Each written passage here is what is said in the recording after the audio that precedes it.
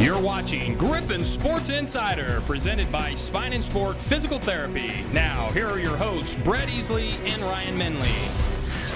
Hello, we survived the cut of the mid-season cancellations again. We're back. Happy New Year. They weren't going to cancel us, were they? No. I mean, my goodness, they can't cancel us. Basketball is in full swing.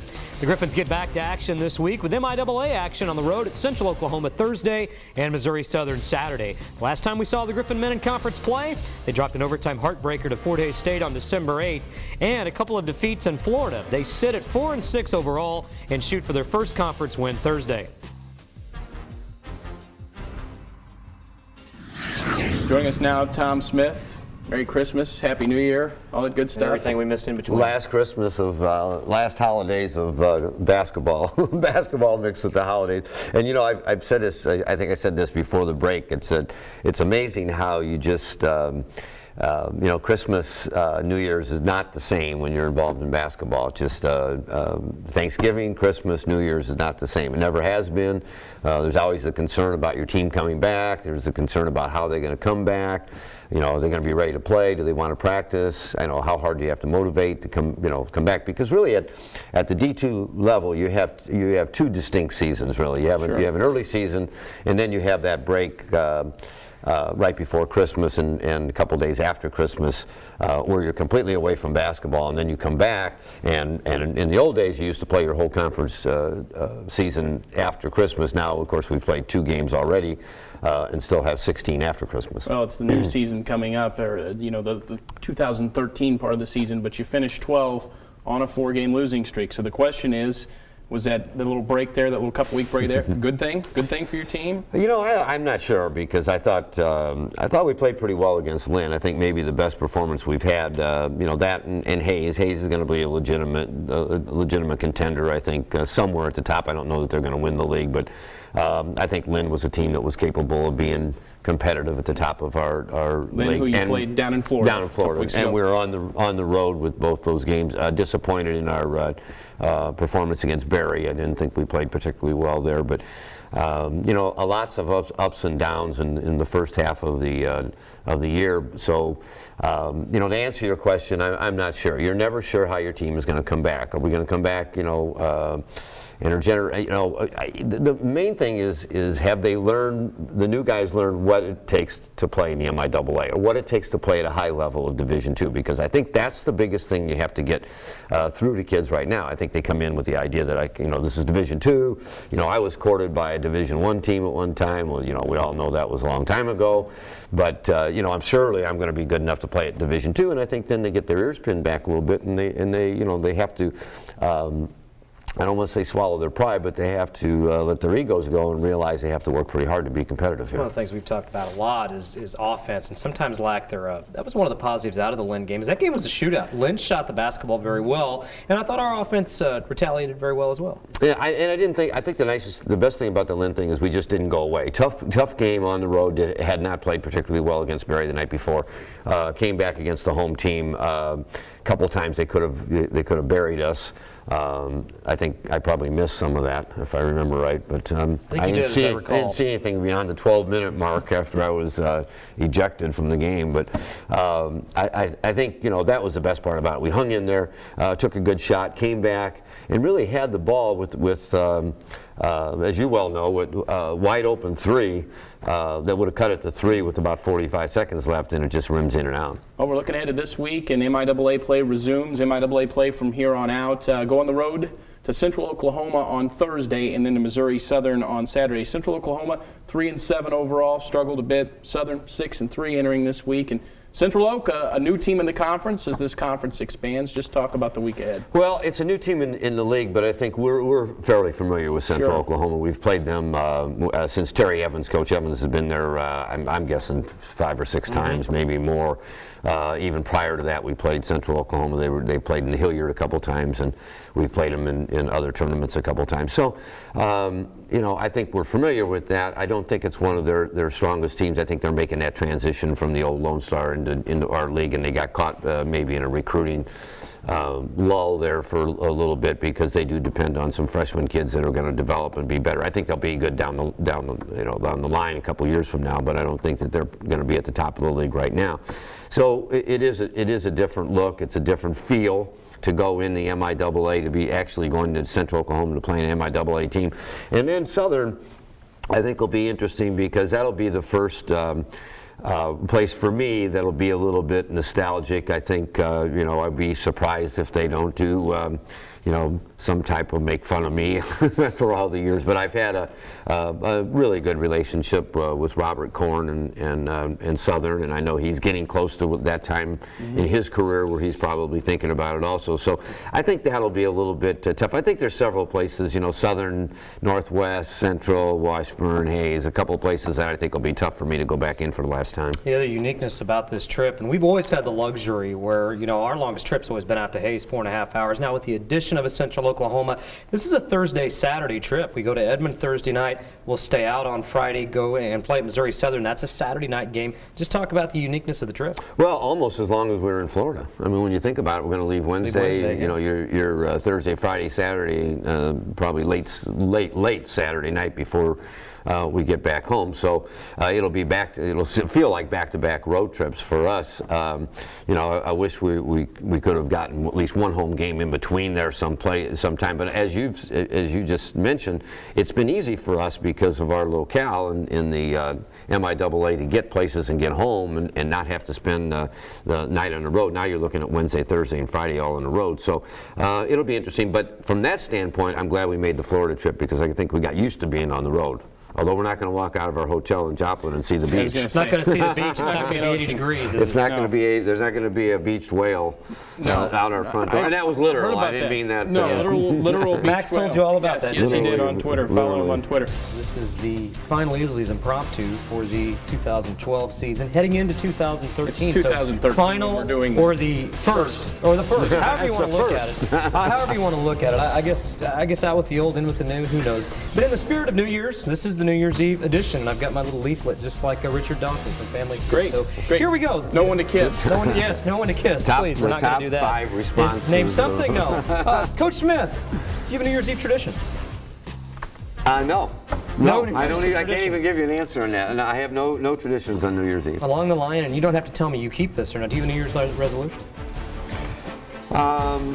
No. No? Okay, well, we're 2 for 2. So retirement's brought the man. It's just absolutely no ambition whatsoever, nothing. And finally, in the spirit of retirement this year and looking back, do you have a New Year's Eve or New Year's Day memory, coaching, playing in your career? No. No. I don't think we've ever played on New Year's Eve or that I can recall ever on New Year's Eve or New Year's Day. And I know we've had some funny. I think we've changed the schedule a couple times on New Year's Eve and haven't played, but I think I'm a blank on your questions. Well, these are good questions this week, weren't they? They're always good questions. They were so great. Great way to start 2013. Yes, of course. Whatever year this is. Coach Smith, Happy New Year. No, it's all right. Sometimes we like offers. Those are okay. So we'll see him on Thursday night at Central Oklahoma. GSI, I'll be right back. No win. Good snap, good hold. The kick is up, and it is certainly long enough, and it is certainly perfect. Another field goal by Greg Zerline. He is now 5 for 5. The most helpful physical therapist in the world on field goal kicking. When the game's on the line,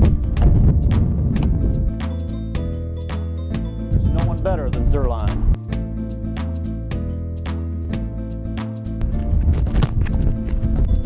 Train like the pros, my friends.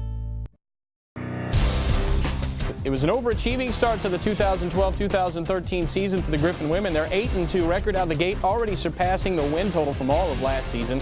They resume play Thursday at Central Oklahoma. It's been a long holiday break for new coach Rob Edmondson and company. They have not played a game since December 8th. And joined now by head coach Rob Edmondson. It's been almost a 30-day layoff between December 8th and when your team's going to play again. At first, it was kind of talked about that that's a concern, just that long layoff. But with all the injuries you had, how does this team look after almost 30 days? Well, it kind of depends on the day. Some days have been really good practice, and some days we've been a little unfocused because of boredom. And that's in after not playing 30 days. You know, when you go through the whole preseason like we do, you finally get to games and you're excited about playing games. You're at this time of year where kids want to play. play. I'll be honest with you, getting them to be excited about practice is a hard thing. So, but we've got some good practices in. Our healthy people are back. Our kids that were hurt are healthy and back, and our new players getting incorporated and fitting in well. So it's time to play. We're ready to get on the road. Even though it's the road, 3 games on the road, we're ready to play. You talk about new players, new addition this semester. Denise White, 5'8" guard out of Texas, Blinn County Community College. Just talk about what she brings to this basketball team. Well, just brings more depth, more athleticism. She's very athletic, very long, can really go make a basket, can go get her own shot, and defensively is very impressive at this point. For her, it's just a matter of getting in game shape and then understanding what we do, but she has picked things up really quick. We've been really pleased. Where do you see her fitting in right now, just as this week starts? We'll go down and play Thursday, and she'll play half the game. Okay. Yeah. That sounds like she's in pretty good game shape then already. So statistically, looking at everything on paper, this team really doesn't stand out. Kind of middle of the pack in the conference in pretty much every statistical category. That being said, you're 8-2, and that's a great thing. What is it about this team? Well, the key of our team, and always will be here, is the strength of our team is our team. You know, statistically, you start go hunting for leading scorers, leading rebounders, leading assists, leading steals people, you're not going to find them because we're so balanced. We don't need anybody to score 30 points a night for us to win games. We don't have to have someone have complete control of the ball all night. We spread out the wealth, and that balance is going to be the key and the strength of this program, and that will be our mainstay. You know, ironically, you say that because last night I went back and I was kind of comparing this team statistically to my team that won national championship last year. Other than being the second leading team in the country defensively and the second leading team offensively, we didn't have a single player in the top 10 statistically in any category in any eye. So when people go look statistics to see where we're at, there's two important ones. Number one, where are we at defensively as a team in terms of holding our opponents to a certain score, and where we are rebounding. Those two things are going to tell a big tale. Giving up 60 points a game, you'll take that right now, won't you? Yeah, it's about 6 points higher than I want it to be. I'd like it to be in the low 50s, and I think as we get everybody healthy and can get back to getting everybody on the floor and keeping people fresh, I think you'll see our defensive intensity step up. Very quickly, 2 winning teams this week, as you talked about going on the road, literally 2 big tests, 8-2 Central Oklahoma on Thursday, 6-3 Missouri Southern on Saturday. Just for this week, just talk about the road ahead. Well, one thing this team's proven is they can win on the road. We started out our first 5 out of our 6 games on the road, and we won those games. So our kids aren't scared to go on the road. They understand what it takes to go and play in someone's place and win. If we hadn't won any of those games, it would be a little bit of a challenge. We wouldn't have that confidence, but our kids believe they can win any place, anytime. Okay, well, let's get a couple more wins this week. That'd be a good start. Appreciate it. That's Coach Rob Edmondson. That's GSI. We'll be right back. I met Gerald in 2010. He came to me after an injury he sustained in Afghanistan back in 2008. And he described to me as he was in his Humvee and got blown up by a roadside bomb, and that he broke his back, he broke his hip, separated his shoulder. Working with a Special Forces soldier, to think about the demands that he's got to go through. It's a whole nother concept of training like the pros. So I've had really good progress.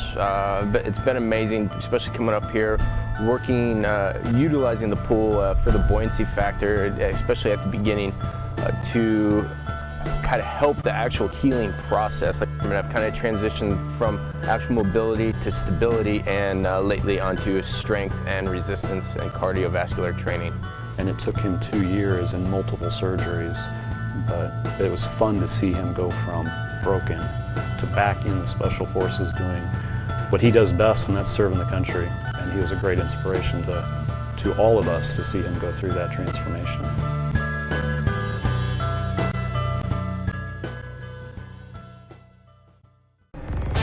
Well, another NCAA championship returns to St. Joseph this spring. Missouri Western will host the 2013 Women's Golf Super Regional 3 Championship in May. The event will take place at the St. Joseph Country Club. Well, hopefully our women's golf team is playing in that regional this spring. Yeah, you know what? They're good enough to do so in 2013. Meanwhile, there were plenty of historical moments good enough to witness in 2012. One final time, we closed the book on the year that was with GSI's 10 most intriguing moments of 2012. Our countdown begins with a catastrophic moment in the spring. Missouri Western baseball losing 2 starters in the first inning of the first game of the MIAA tournament. Outfielders Sean Agee and Bubba Dotson's collision on a fly ball left both men unconscious and sent both to the hospital on stretchers. A truly frightening sight. But the Griffins went on to win the game and finish the season with a 34-17 record. The best part, Dotson and Agee have fully recovered and will be back on the diamond this spring. Staying on the diamond at number 9, Jackie Bishop. There was no sophomore slump for the Griffin softball team's ace pitcher. Her 243 strikeouts, a new single-season school record, which obliterated her own record she set as a freshman. She also led Western to a 42-13 record.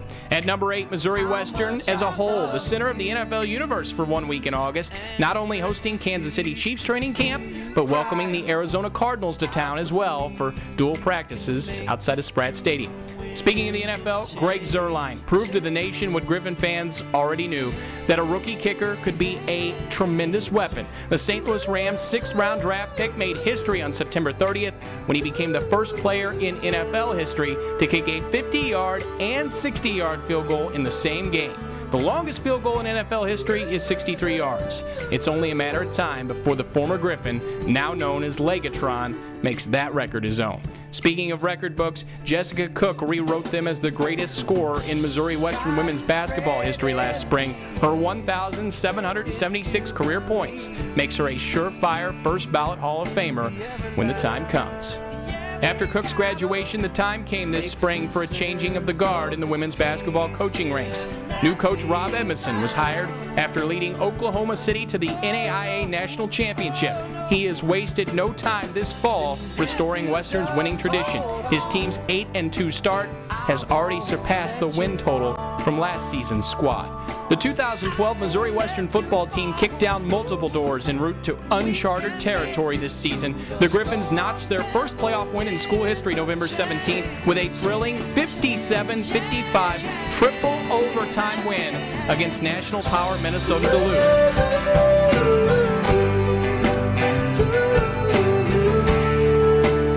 The Griffins made it all the way to the national quarterfinals and finished with an unprecedented 12-2 record. Running back Michael Hill was a big reason why. His entire season is intriguing moment number 3 on our list. The St. Joseph native's 2,100 yards in 2012 and 5,200 for his career rewrote the school's record books and helped him finish second in the voting for the prestigious Harlan Hill Award. It's Division II football's version of the Heisman. But despite the monumental postseason milestones, it was Missouri Western's regular season finale that reaches number 2 on our list. Down 17-0 at halftime to rival Northwest, the Griffins rallied for a dramatic last-second 21-20 victory to clinch the school's first ever MIAA Conference Championship outright. It was a program-defining moment for the head coach and the quarterback, the father and the son, who vanquished their rivals in dramatic fashion en route to the greatest football season in school history.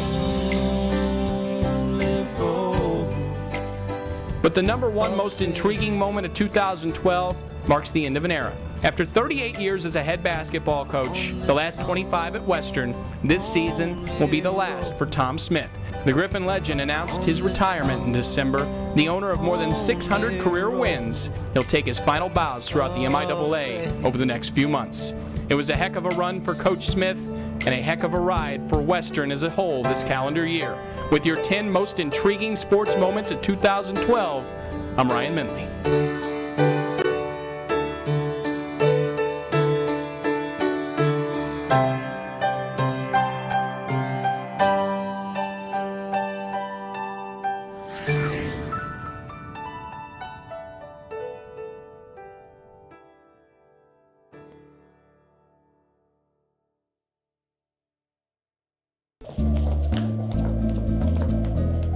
The most helpful physical therapist in the world on ACL rehab. Enough said.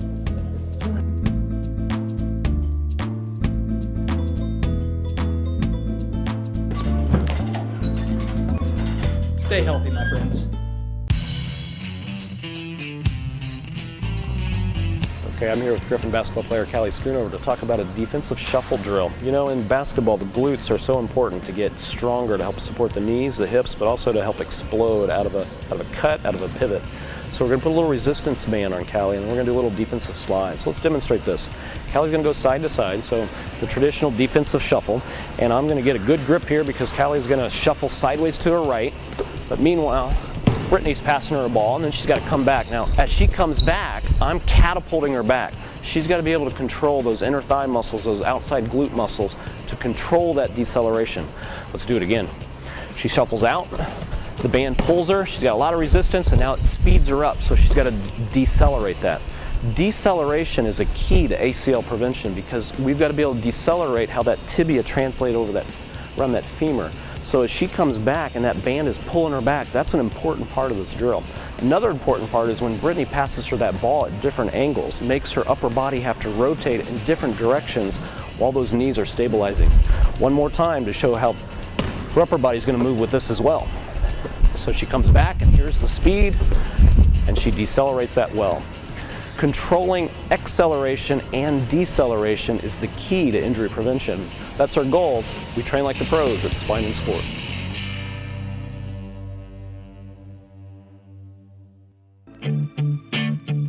I am your physical therapist. My job is to crack the whip, push you. Got an ache? I've got the remedy.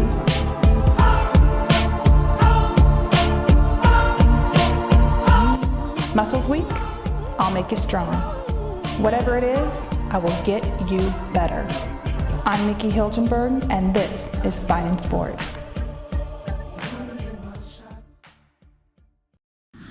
Welcome back. You know what ends in 2012? It's a new start for 2013. Do you have any hankies? I feel like well, I need to. You should, because you just got dominated for the second year. Does that mean you've won total domination of the world forever? Yes. Yes. So you're the champion Pick'em forever. segment, this belt is being retired. The Pick'em segment is over. The NCAA is making us shut down our Pick'em segment. You know you're big time when they're paying attention to Griffon Sports Insider. Yes. Got an email from the NCAA that said basically no. It just college. said from NCAA. Yes, from NCAA. Sorry, you're done. GSI, no more. So basically there's a rule that just changed in the NCAA that anything college related cannot speak on predictions. Because we're really smart. Yes, we're really tremendously smart. We get it smart right every week. We too. know. So apparently, yeah, you didn't want to bet all your money on us. You know, there was a lot of people out there that money. were worried about that Winston-Salem cigarette comment that you had about 3 weeks ago. So the NCAA and that shut it down. That was the no last more straw. Pick'em segment. So I'll retire as the king. I'm okay with that. Okay. We'll come up with something else. He said he didn't used to care about it, but oh, guess what? You do. We'll come up with something else that'll get shut down by the NCAA in a couple months. But let's go back to role play. Let's get into that. Well, I can't wait for that. They can't shut that down, can they? Well, they probably could at some point. The NCAA can do whatever they want. If I say I'm Jimmy the Greek from Las Vegas. Don't say Jimmy the Greek. Yeah. So he's dead anyway. So anyway, let's get. We're both gonna be the same guy this week. Brett, can't wait. Who am I? You are Chiefs General Manager Scott again. Hill. This is like the 9th time I've been Scott. Can't wait. Let's assume you. Do I have a job? Let's assume that you do. Oh, okay. Who is your next head coach and why? Because we know Romeo ain't gonna be the next head coach. Well, let's be realistic, okay? Realistic. Who do I want to go get? No one from the Patriots organization. Bring me Bruce Arians. How about the job he did in place of Chuck Pagano? I mean, my goodness, the guy's an offensive guru. Look at the Steelers' offense since he's not there. Give me Bruce Arians, and I tell you what, that's a great question. Who do I want to be my quarterback? Could Joe Montana come back and play quarterback? Heck, he could do a better job than what they're rolling out there right now. You know what they need to do? And I don't know if I like this or not, but you got the #1 pick. Let's go draft Geno Smith. No. Go draft Geno Smith. Geno Smith Let's is do not it. the answer. Somebody's going to take him in the middle of the first round, and he's going to be a serviceable quarterback. Let's go after him. Let's go after him. My turn. Brian Menley. Yes. Guess what? Yes. You're Scott Pioli. Really? Who's going to be your head coach next year and your quarterback? I feel like a deja vu. Can't wait to hear moment. this. You know what? Who's going to be my next? Yeah. Who is it? Marty and no Steve one. DeBerg? You know why? Because I'm going to get fired. Okay. It's over. That is GSI for this week. Happy New Year. We'll see you on the basketball court. The confetti and the top hat. And as always, ladies and gentlemen, go Griffs.